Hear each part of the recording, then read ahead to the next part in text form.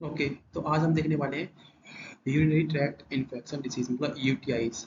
ठीक है, यूटीआईज क्या होती है, क्यों होती है, कैसे होती है, क्या दवा होती है। ठीक है, वो सब देखने वाले हैं। इसका नाम थंबनेल में क्या देखने वाले हैं, UTI, types of UTI, symptoms of UTI, classification of drugs, dose.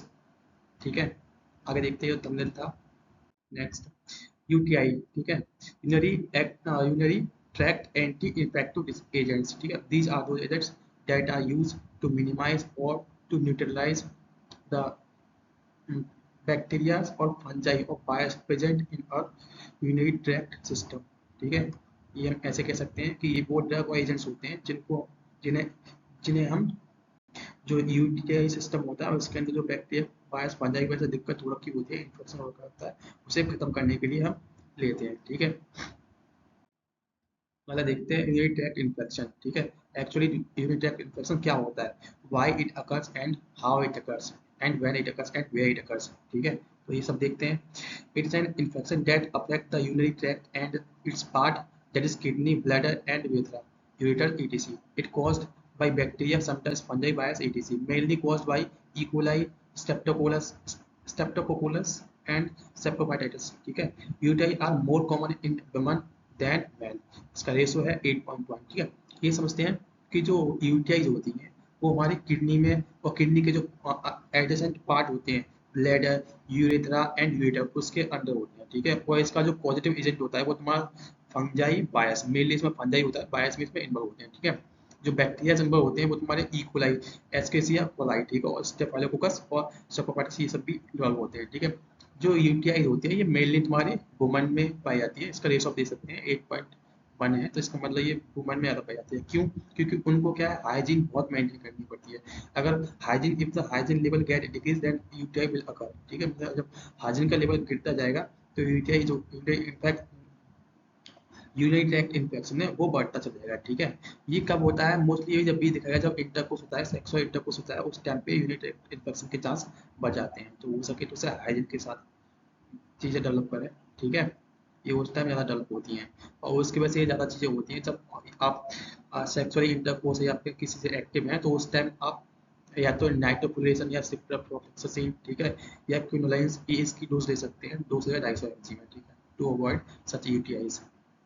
ठीक है, नेक्स्ट देखते हैं टाइप्स ऑफ यूटीआई। मतलब यूटीआई कितने टाइप्स होते हैं। ठीक है, तो यूटीआई दो टाइप की होती है, lower UTI and upper UTI. ठीक है, लोअर यूटीआई मतलब जो लोअर पार्ट्स को अफेक्ट करती है यूरिनरी ट्रैक्ट इन्फेक्शन के ना, यूरिनरी ट्रैक्ट सिस्टम के, और जो अपर यूटीआई तो वो अपर सिस्टम को अफेक्ट करती है। जो अपर सिस्टम में जो पार्ट आते हैं, देखिए अपर सिस्टम में कैसे पार्ट होते हैं, जैसे किडनी और यूरेटर।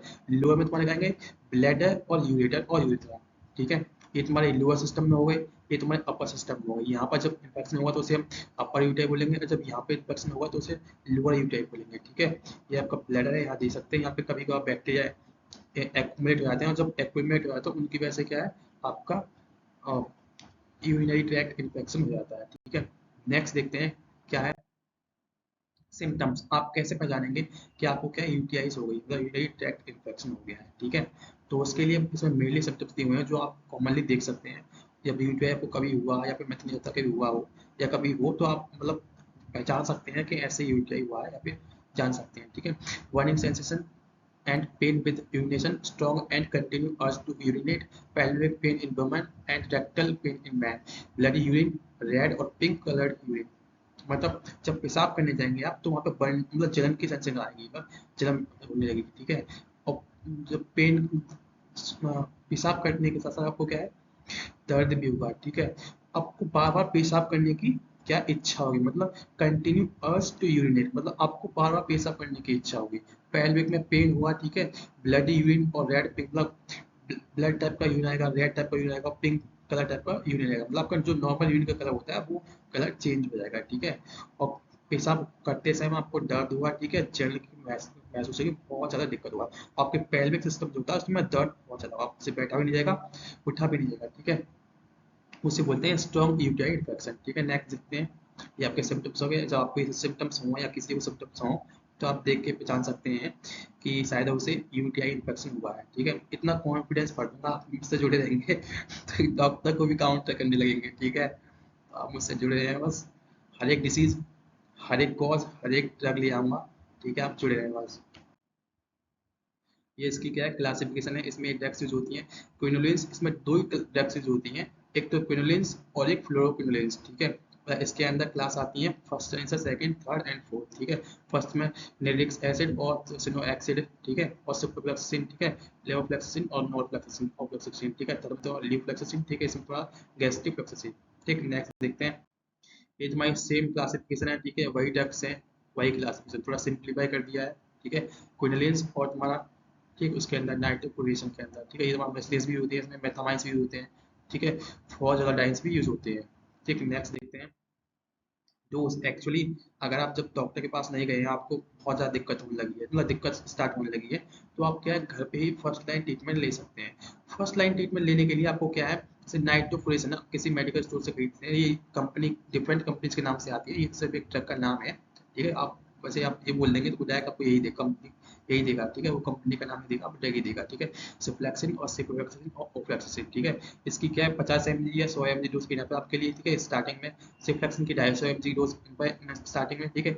सिप्रोफ्लैक्सिन आती तो 500 mg में, आपको 125 mg लेनी है स्टार्टिंग में, ठीक है। ओफ्लैक्सिन तुम्हारी 100 mg लेनी है, ये भी तुम्हारी 500 mg में आती है, ठीक है।